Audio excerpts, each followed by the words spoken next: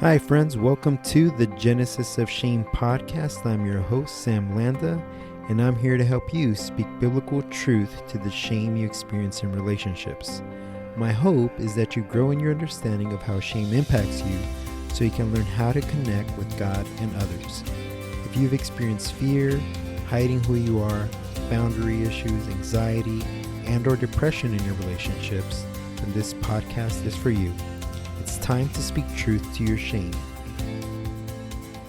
All right, everyone, welcome back to the Genesis of Shame podcast. As you know, we are slowly moving along here throughout this series of how to deal with being hurt by the church. And I've already discussed a couple of topics in the last couple of weeks, if you've seen those, having to do with abuse in the church.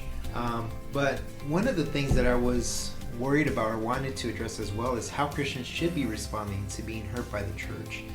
And I thought of our guest today, Patr, Hubbard, who has dealt and has, I don't want to say dealt, but maybe has worked with or has talked to a lot of people who have experienced hurt by the church. And I wanted to get his perspective on what it looks like to respond as a Christian when you are hurt by the church, because a lot of people are pulling away from the church because of that. You'll hear a lot of stories where I don't want to have anything to do with the church because they hurt me in this way and this way and this way. And I wanted to discuss with Patrick, is that the proper response? What is the biblical response to that? And have conversations about what is moving people to have to want to leave the church or separate from the church. So hopefully today's discussion is helpful with that. So Patrick Hubbard, welcome to the show. Thank you. It's good to be here. Yeah. So I'm looking forward to having Patrick. He's here today. And before we begin, as always, I just want to remind you to subscribe to the podcast. If you've been listening to a couple of episodes now and you've enjoyed it, definitely feel free to subscribe and share the episode. You know, these are episodes that are based off of conversations I have with people, things that I see on social media, issues surrounding these topics. So feel free to share them if it helps you. And that's a good way to get the word out. But before we begin today, Patrick, I know I've known you through church we used to go to and just kind of following you on social media, but my audience may not know you, so I just wanted to give you a short chance here to just kind of share a little bit about yourself and what you do. Sure. So I lead a nonprofit church planting organization that focuses on needy communities in the developing world. And I also pastor a small church that we planted here in Lynchburg. And so between the two of those, that keeps me pretty busy. Mm-hmm. Yep. You got a family, 3 kids? Yes. I got family, 3 kids. My son's in college. My daughters are high school students. My wife and I will celebrate our 29th wedding anniversary in a month or so.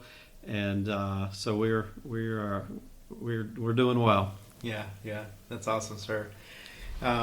Again, I just want to say thank you for being here today. You know, this is a very important topic, and I think one of the questions that comes up a lot is, what is the church, especially with this past year dealing with COVID.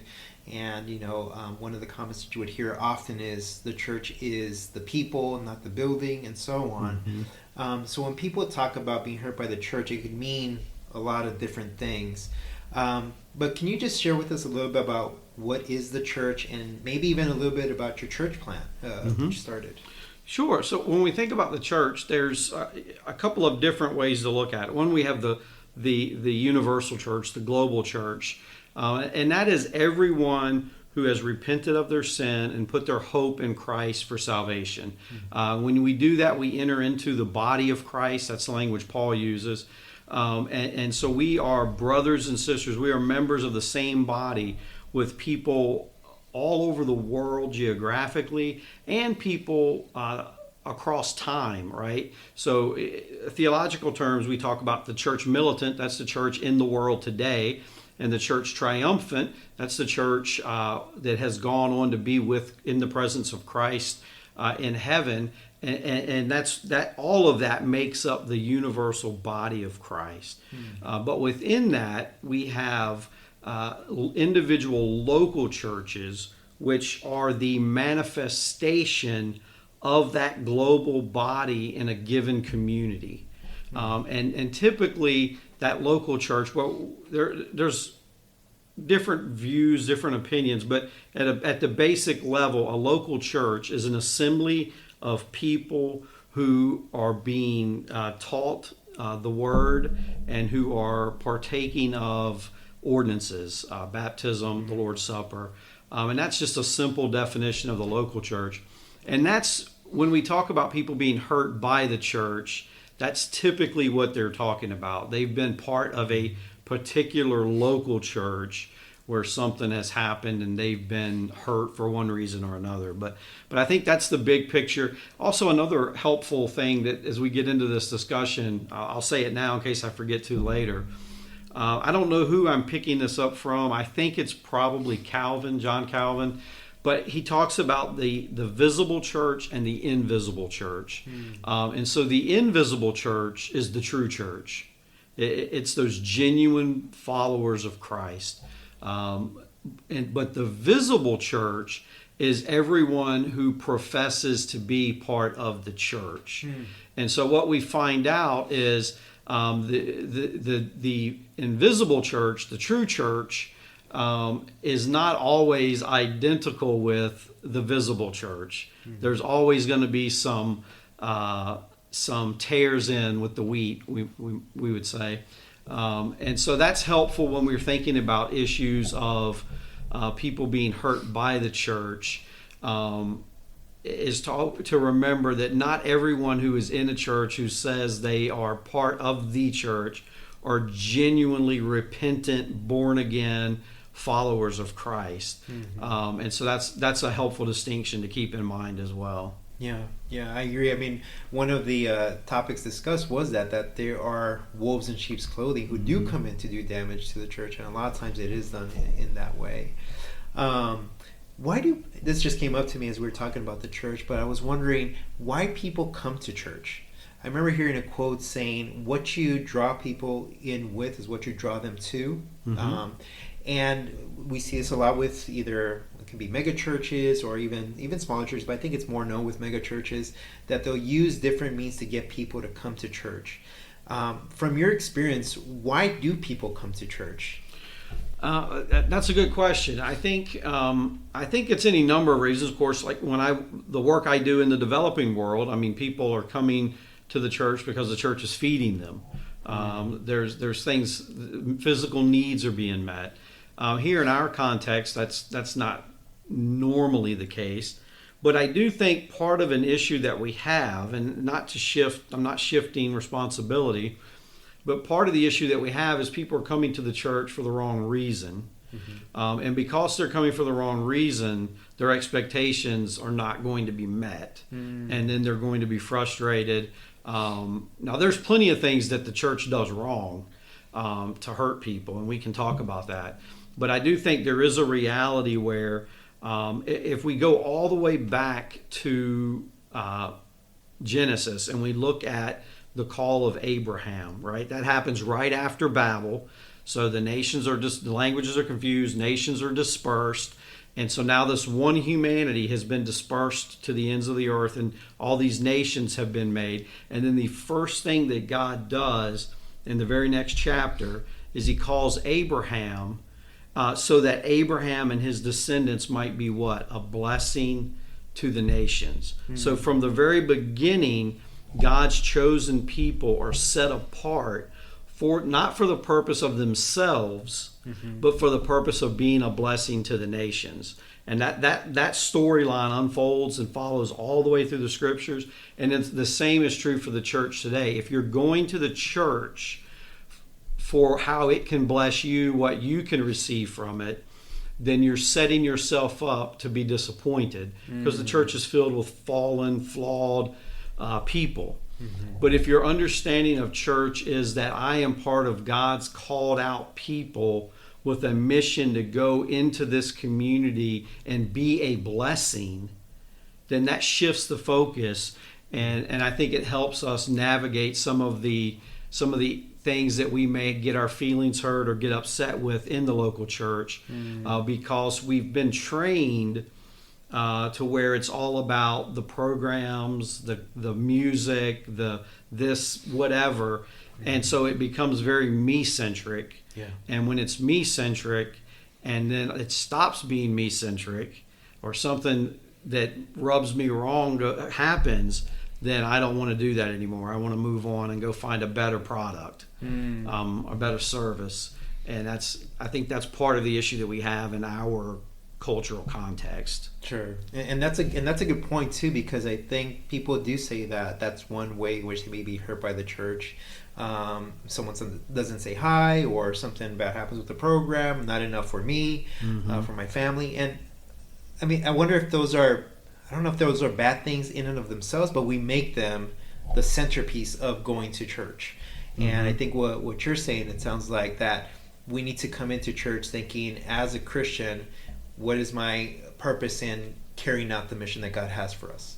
That'd be good. Yeah, that's a good synopsis. Now, again, I don't want to diminish. I think the church is called to be a community. We're called to love and encourage and build up one another. And so when those things happen where people do get disappointed and hurt, it hurts, and it's real and serious. But I think if we have an understanding of how can I be a blessing to this body, how can I through this body be a blessing to this community, to the nations, then I think that helps us go into it with the right type of perspective, and we can navigate some of those hurt feelings and shortcomings a little bit better. Yeah, and I think it's also good to remind ourselves and remind maybe the listeners about the good that the church has done, how Jesus has used the church to carry out his purposes.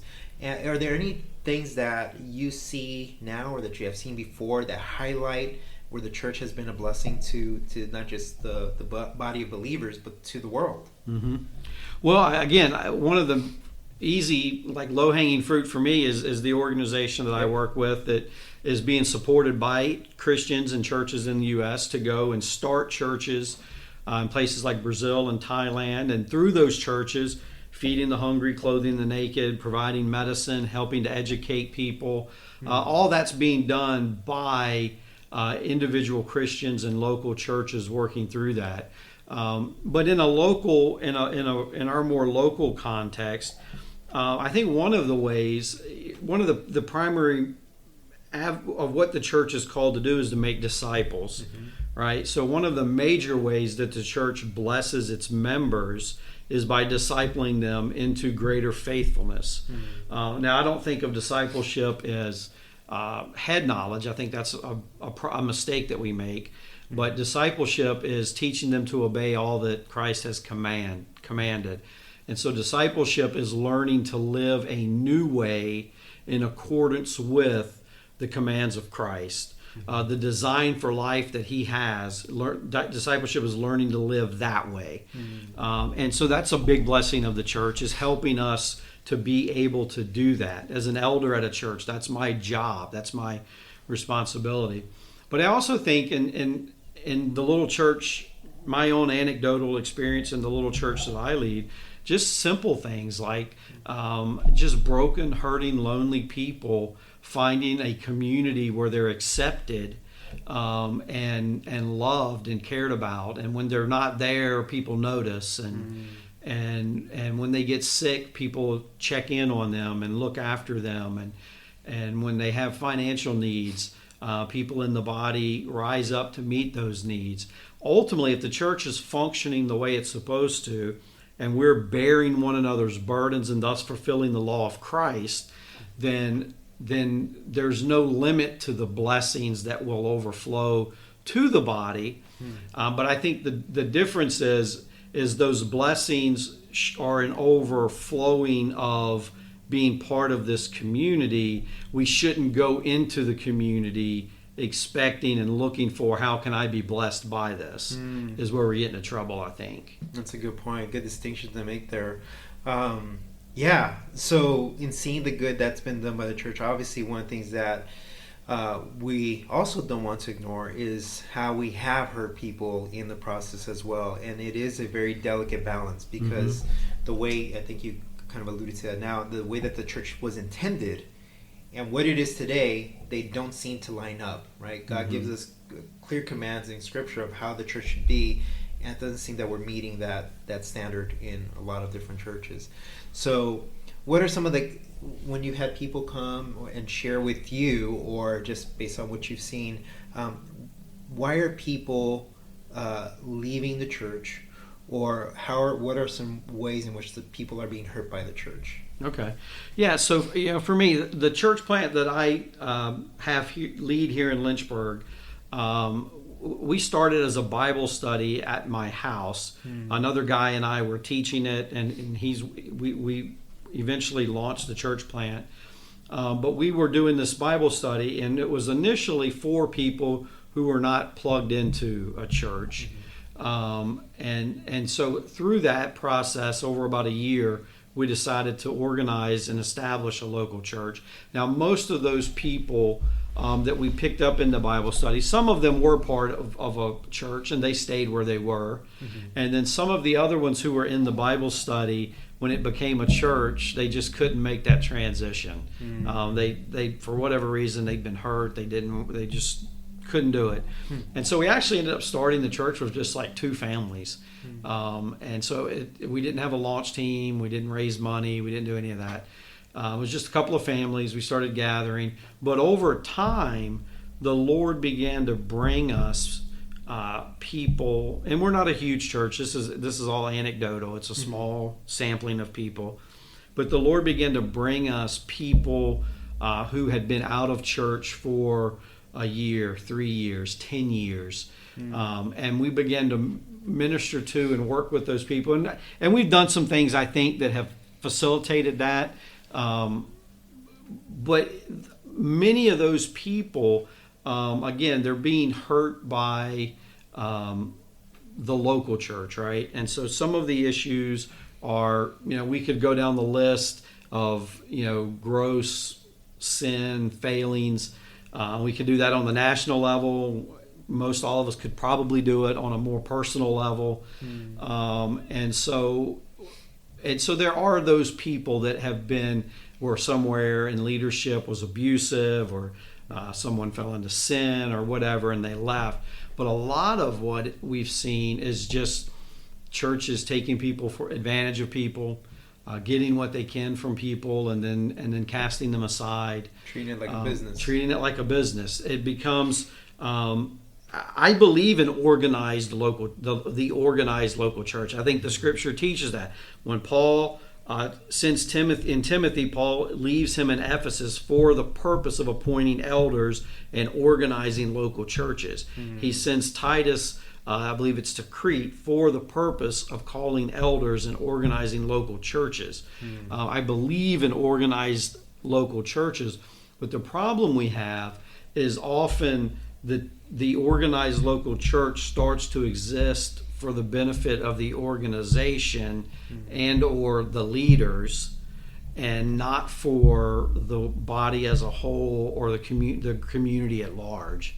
And that's when we get into trouble. That's when things become abusive, and that's where people, they come and they get, they take what they can from them, and when they can't get any more, kind of cast them aside. And people in ministry that just get kind of chewed up and spit the other way. The church, the people in the church chew up and spit out pastors and leaders, and they get burned out, and they walk away from ministry. I've got a friend that is in that boat. And so you see that going in either direction. So definitely there's hurt. Sometimes it's the fault of the church and the leadership. Sometimes pastors and leaders are hurt by the church. And then sometimes we bring things on ourselves. Like, it's not necessarily the church's fault, right? If you've been in 5 different churches and the same things happened in all 5, there may be a common denominator there that you need to address. And so I think those are some of the issues. But again, I think one of the biggest things that I've seen, and again, this is anecdotal, I'm at a small church, but I think one of the biggest things I've seen where people have been hurt and discouraged by the local church is people that come in and they are maybe a little bit different. They don't quite have the network or the resources or anything to offer, and they just kind of fall through the cracks. And I think there's a lot of people out there that have experienced that. And once you experience that a couple of times, it's easy to get jaded. It's easy to get bitter. And it's easier to say, you know what, I'm just going to be in the global church and forget the local church, which I understand that. And I think for a season when you've been hurt, that may be healthy. But ultimately, long term, that's not the way God has structured this to work.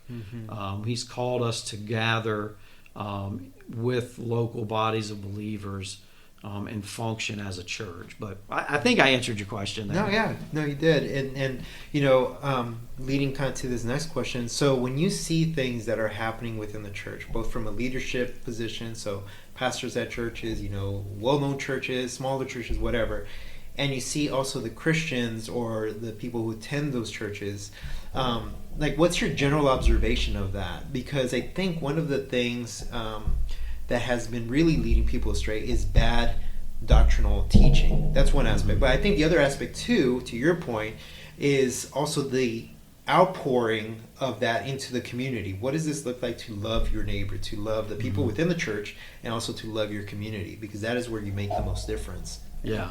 Personally, is what I believe. But so as you look at that, what do you see? What do you see are the dangers? What do you see are the good things that we're doing, that the church is doing, the bad things that they're doing? I think we kind of touched a little bit just on the people and why they attend church. Yeah, definitely. And I definitely want to affirm, I love the church. I love the local church. And by no means am I saying that my little church has this all figured out and we're doing it right and others are doing it wrong. That's not at all what I'm saying. But I do see, I think, some consistent issues that I see. I would agree with you on wrong doctrinal teaching, and I think wrong doctrinal teaching probably is broader than what sometimes we maybe think it is. I think there's probably wherever you fall on the spectrum, there's wrong teaching to the right of you and to the left of you. Sure. And so I think that's part of the issue. I think one of the bigger things that I've seen that I think is a problem beyond bad doctrine, which maybe is connected to bad doctrine, but is bad polity or bad structure, bad governance. And so you have less biblical leadership approaches. And there's different views on some of this stuff, and you can love Jesus and think I don't know what I'm talking about, and that's okay. But I think what I've seen is sometimes is leadership structures that are not exactly according to what I understand the biblical structure to be. They end up elevating. You end up with like a pastor CEO type mindset. You end up with just any number of dysfunctions, and that ultimately leads to problems. It may take a year, it may take 5 years, it may take 20 years, but I think it ultimately leads to problems. Now, what happens is businesses only have one CEO for a reason, right? When you have one CEO, you can be effective. You can get things done. You can make quick decisions. You can move. And the problem is when we start thinking of the church like a business, and we start elevating pastors to this role of like CEO, and they're the one that's basically now, if you want to grow a mega church, that's helpful, right? If you can have that type of charismatic, light, gifted person that can lead that way, you can grow a church. But ultimately, I think what we see in the scriptures is a plurality of elders, and you actually striving to not elevate one person over and above the others as the supreme leader. I forget the passage in scripture, but they're fighting over I was baptized by Paul, I was whatever, and Paul shuts that down. And so I think that's an issue where we've perhaps because of bad doctrine or because of practicality, we've structured churches in such a way that we think we have to have this charismatic, highly skilled leader who can get things done, and we put them into a place of leadership. But I don't think, I don't see that the church being developed that way in the scriptures. Right. Now, I do think the kind of pastor CEO role it's easy, right? And this cuts both ways, right? As the pastor, if you can just cultivate an environment where you're the CEO and what you say goes, then it makes leading the church much easier, right? It's much easier it's much more difficult to lead by consensus, right? To take your time and get people to buy into where you're trying to go and methodically and slowly move in that direction. That's hard. Your church is not going to grow rapidly that way. You're not going to explode. And it's a lot more work, and you have to be vulnerable. Like, you might be rejected. Your ideas might be shut down. You might be told no. And so that's part of it. But then this cuts the other way too, right? If you're a member of the congregation, if you can just let that one guy be responsible and do everything, then you can sit back and be a consumer, and you don't have to put in the effort to know what's going on and look behind the scenes and hold someone accountable and be informed, and you don't have to do the hard work of confrontation when things are going a way that you think they shouldn't. And so it kind of cuts both ways. It's easier for the leader if he can cultivate that environment, and sometimes the congregation itself is happy for it to go that way because it's easier for them. And so to cultivate that plurality of elders where the congregation, the body, the members are being shepherded, but also holding those elders accountable so that there's a mutual accountability there, is messy and difficult. And I think that's part of the issue is again, that kind of consumeristic mindset is, we're going to hire this guy and he's got great leadership skills and he's charismatic and people love him and they naturally follow him. So we're going to make him the pastor. And then we're just going to show up on Sunday and sing beautiful songs with great music and have these programs that primarily benefit us, and like it, and it's good. And that's easy. Right. But to cultivate accountability, to hold, to lead by consensus, to focus on, we're not here to be blessed, we're here to be a blessing, that becomes much more difficult and frankly less appealing for a lot of people. So I think that's maybe part of it. Yeah. I know we're kind of touching on different aspects of this, but one of the elements that I have also heard is when sin is being addressed in the church from the pulpit, or even within conversations, small groups, whatever the case is, sometimes people feel hurt from that and they pull away. And I don't know if it's because, I have some guess as to why, but I don't know if it's because they are not believers and aren't able to receive that biblical correction, or is that they are believers and don't like the way that it's being presented by the other person. So there's those aspects. So I think those are more things that we'll see more common, but also the bigger things, like if there is gross sexual abuse or spiritual abuse or physical, any of those type of things. So we also see that. And I was thinking about this last week, actually, saying, why is that? And one of the things that came into my mind was the church in the last couple of weeks, at least more of these bigger churches, have preached a lot of love and grace, which is biblical. But I think it's been saturated so much that love and grace has come to mean I can't confront someone with their sin. And therefore, when someone in leadership sees something, they don't feel like they could address it. Or someone, even friends within the church body, they know something's going on. They know they could say something, but they don't want to because they don't want to hurt their feelings. They want to assume too much. So those are some of the observations that I've made. What are your thoughts on that? I understand where you're coming from, and I think probably for the most part we're on the same page.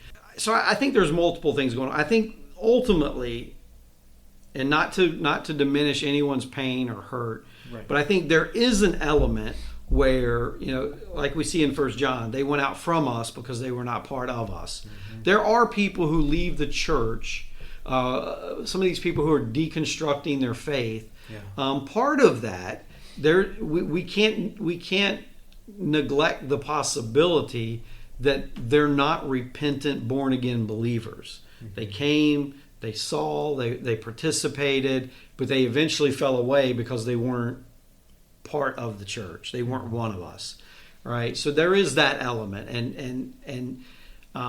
but in cases where we're talking about people, genuine believers who are leaving and falling away, I do think that sin needs to be addressed. Mm-hmm. I think some of the issues we have there is you may very well just have an immature believer who doesn't want that particular button pushed, and when it gets pushed, they don't like it and they leave. And if, as a pastor, as a preacher of the word, if you've preached the word faithfully, mm-hmm. And you've done it in a way that is gracious and they respond that way, I think you should try to make amends. You should try to draw them back in. But if they leave, they leave. Mm-hmm. Now that being said, I do think there's more biblical ways to do things. One, as an elder, I'm running a marathon, not a sprint. Mm-hmm. And if I'm going to be able to preach and speak hard truths to people, and I'm blessed to be in a place. Our church is 4 years old, and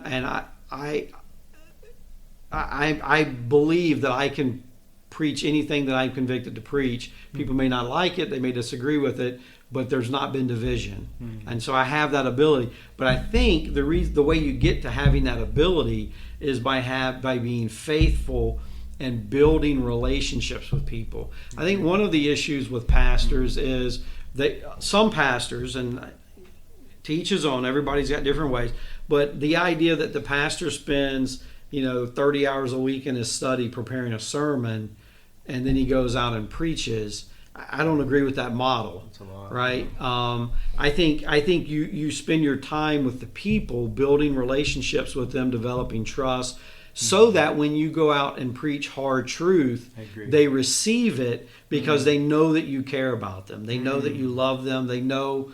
I think another thing that sometimes happens is, as a pastor, it's really hard for me to go to Sam and say, hey, or as an elder, it's hard for me to go to Sam and say, hey, I've observed this. This has come to my attention. I think this is sin, and I think you need to address this. Mm-hmm. Like that confrontation is difficult, and so a lot of times what pastors or preachers may do is instead of talking to Sam, we get up and we preach at Sam from the pulpit in front of the whole church, and Sam's not dumb. He figures that out, and he doesn't like it, and I don't blame him. Exactly. All right, so I think maybe sometimes that happens, right? And so I think there's different things going on, but I do think that we are called to preach the scriptures, and as I said, I'm blessed to be in a place where even over the past year through COVID and election turmoil and everything that was going on, where I know there's people in my the congregation that didn't necessarily agree with what I was saying at a given time, but they didn't leave the church. They didn't cause division.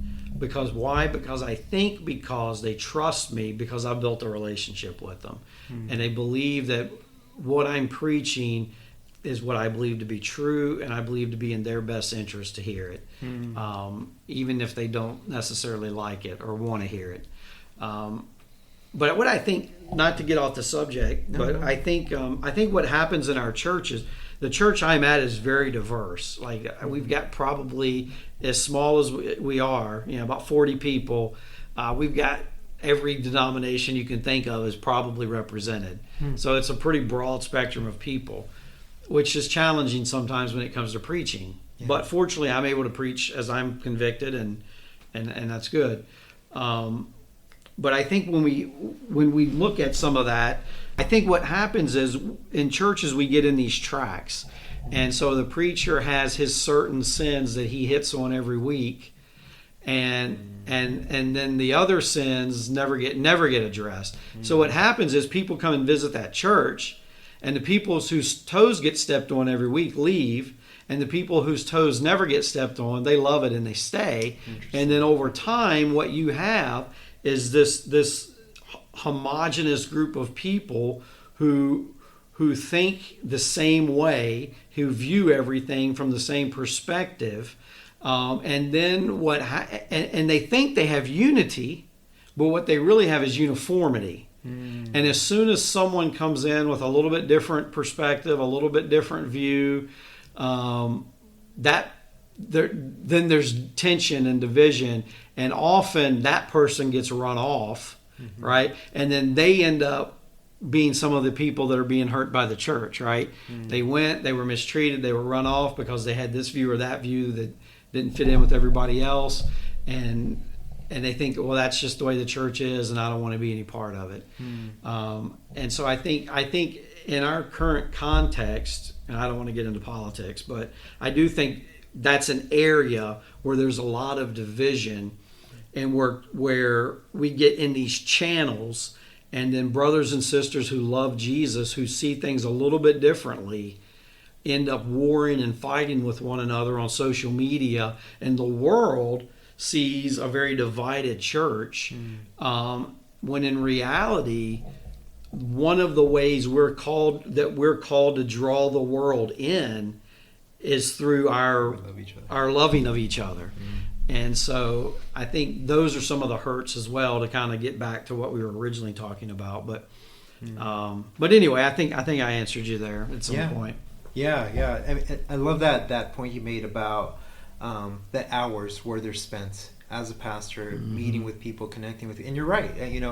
The idea that I can just go to someone that I haven't built a relationship with and just start addressing things is probably not the wisest thing to do. So what happens when I do have to enter into a relationship is you become vulnerable. So I think that's another aspect too, is that maybe I don't want to get hurt, so I don't enter that relationship. The closer you are with people, the more they see your flaws, the more you see their flaws. I experienced this. I had some friends over maybe about a month, 2 months ago, and my wife and I had just had like an argument or something, and I feel the tension, and you realize that as your friends are there, you're like, man, this is making me uncomfortable. But this is what it is that people see you in your daily life, seeing that you're real, but also seeing how you resolve things and how you do things with them, being around with others, and with your family. So I just remember feeling very vulnerable. And I feel like that, not all the time. I think when you develop trust with people, you don't feel like that anymore. You just, hey, this is who I am, this is my family, and you're just there.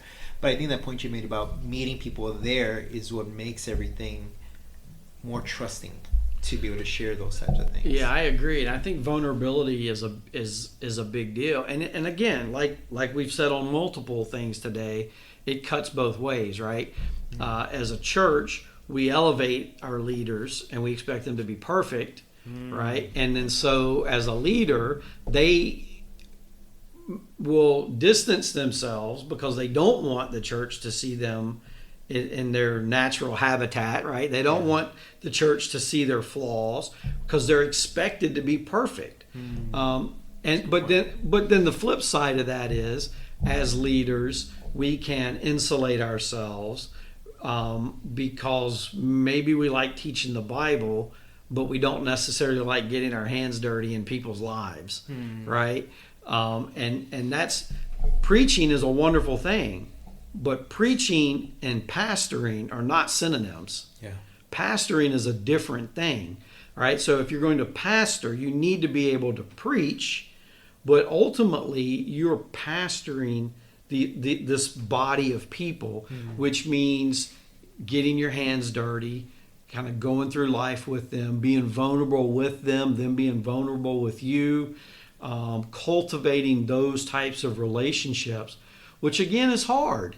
And if you endeavor to do that, because we're flawed, we're going to make mistakes.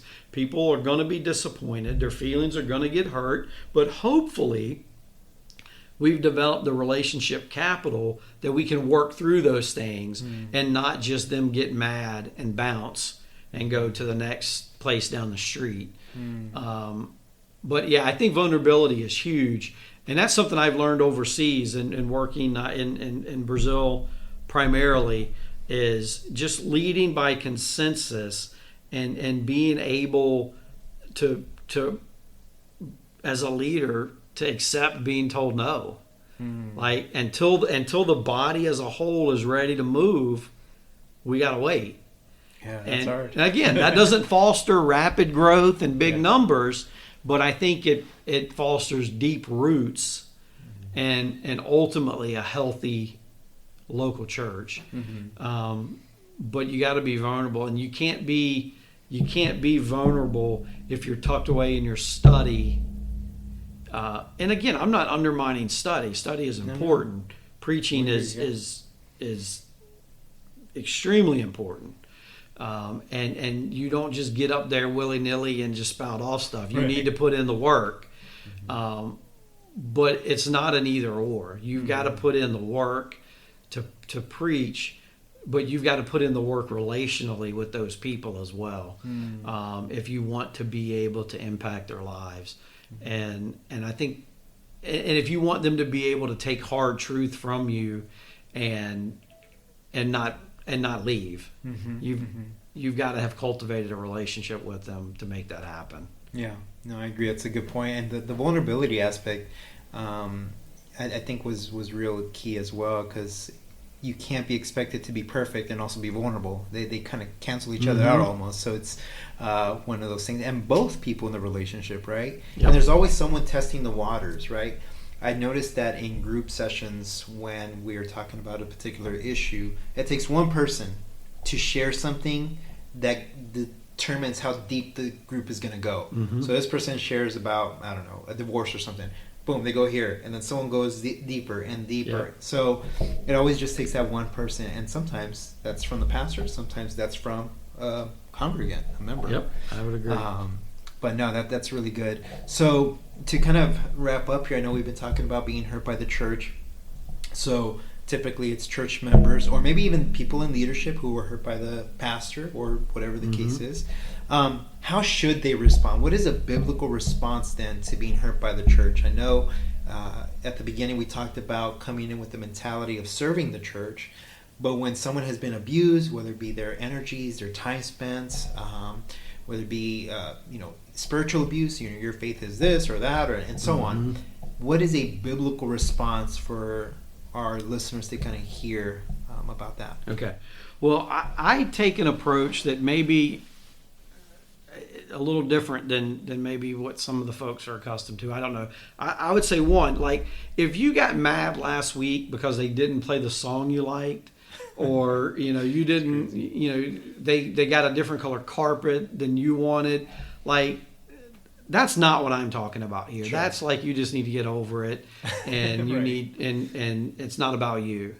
But when we're talking people that have genuinely been hurt, they've been abused, they've been kind of used up or cast aside, or whatever the case may be, I do think that you should follow a biblical approach. I don't think you should just bounce. I think you should go and address. Now, in the case of abuse, get out. Very complicated. Yeah. Get out, find safety, call the authorities, do whatever you need, do what needs to be done. If there's abuse in a church, the authorities need to be handling it, not the elders of the church. Right? So if there's danger, if someone's being hurt, get out. But outside of that, go to the leadership, address them, and if they reject you, if they're unwilling to be heard or whatever, and then I think it's okay to leave. I don't think you should just, I don't like this, so I'm out. They didn't give to this, so I'm out. But I think if there's genuine hurt and you've gone and you've tried to address it and you're not able to move forward, then I think it's okay to leave. And I even say, like, for someone to leave the local church and be out of church for a season, I'm not going to say that's wrong. Like, if you've been hurt and you need to be out for a while and just heal and recover, like Elijah at the brook, just resting and recouping, like take that time. I think that's okay. But ultimately God does his work in the world primarily through the church, and that's primarily through the local manifestations of the church. And so at some point, whether you've been hurt or not, you are called to be in community in a local church. And I think some things that we've done at the church that I lead, when we set it up, my buddy and I, when we were setting it up, we did some intentional things that I think make it conducive for people who've been hurt to maybe come and try it and stick around. And that's ultimately kind of been our experience. Most of the people we have, that's the background they're coming from.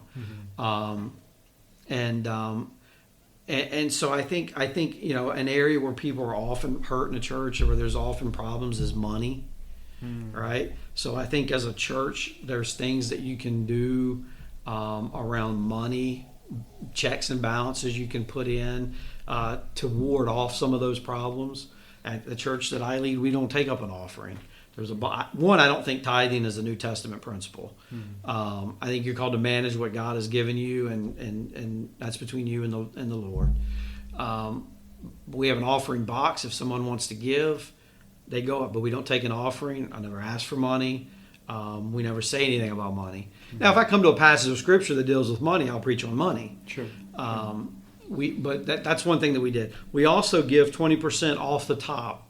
We're saying off the top, no matter what, we're going to give 20% to make disciples among the nations, locally and globally, and we're going to live on what's left. So I think there's things you can do around some of these issues. Accountability, right? If people are coming out of a pastor CEO situation where they were abused, then they need to look for a church that's got good biblical polity, where there's a plurality of elders, where there's accountability, where the congregation is empowered and it's encouraged. Hold us accountable, right? If you see something that looks weird to you, come and ask us. So those are things that I think people can do. And then we did some other things that we could get into that on another podcast if you wanted. But I think if you've left the church, I think that's okay. I think a season of healing is okay. And how long that season is, I don't know. But I do think that ultimately God is at work in the world primarily through his church. And if you are going to be engaged with God and what he is doing in the world, you need to be connected to a local church.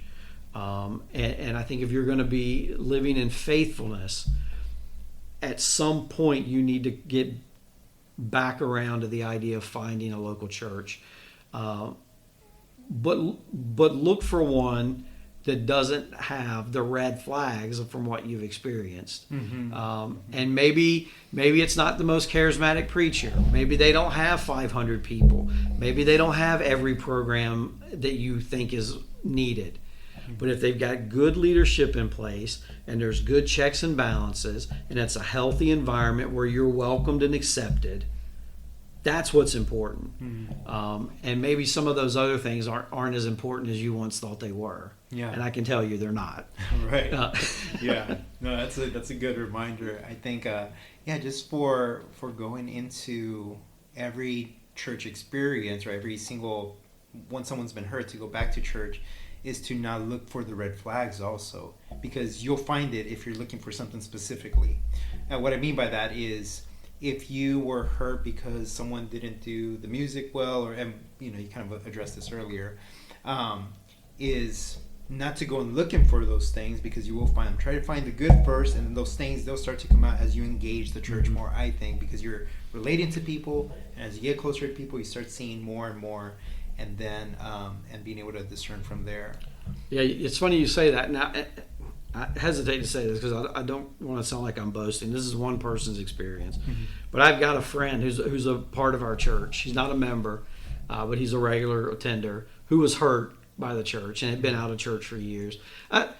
Maybe not so much hurt by the church, but just kind of had gotten jaded, a little jaded, and was out of church and would occasionally visit churches, and it was just a matter of finding everything wrong. Mm-hmm. And he came to visit our church a couple of years ago, and when he got home, his wife asked him, well, what's wrong? And he said, I literally could not find anything. Now, again, that's not to boast in our church. There's plenty of issues that you could find at our church. But he had a problem where he was going and doing exactly what you said. Everywhere he went, he was going and making mental notes of everything wrong that they did. They did this. Pastor said that. They did this. They did that. And then God's just grace and mercy and providence. When he came to visit us, it was a good week, and things worked out well. Yeah. And that was enough to get him to come back. And then he came back again, and now a couple years in, he comes consistently. That's awesome. But he'd been out of church for years, and so it's a process. Yeah. People don't get hurt, leave the church for years, and then show up one Sunday ready to roll up their sleeves and kick down the door and just do whatever. So our history as a church has been one of people healing, and now starting to re-engage in mission and ministry, which is kind of cool to see. But it's a process, and I think people who've been hurt by the church need to find a place that understands this is a process, and if you are spotty in attendance or what we understand, and just love them and encourage them and walk with them through healing is ultimately the kind of place they need to find. Absolutely. So, yeah, definitely agree. Well, Patrick, thank you for being on the show today. I think we covered a good amount of church and how to deal with hurt within the church, and I appreciate you sharing your perspective, and it's great to have you on.